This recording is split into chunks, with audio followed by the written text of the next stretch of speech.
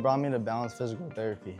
I'd say what really brought me to Balanced Physical Therapy is after I got my surgery, I was looking at rehab places and people who I could go to trust and really build a relationship with, because my surgery was a really long surgery.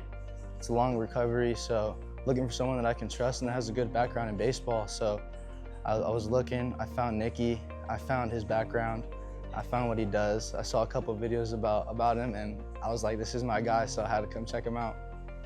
I think it'd be just like how close he is with you. Like, we have conversations that are not just about the elbow, but we're expanding outside the zone. We're getting comfortable, we're getting to know each other on a personal level, but he's also there like pushing me to what I need to do. And he's constantly on me, which I love, and he's pushing me to get that next step, which not many people are on you like that, so I appreciate that. I think to anybody going through any type of pain, any type of injury, whether it's little or whether it's big, I say you go get that taken care of. At first, I thought my injury was just a nagging little thing. It'd go away with a little bit of time. Even with some rest, it didn't. I did some PT, it didn't go away. And here I am now at TJ.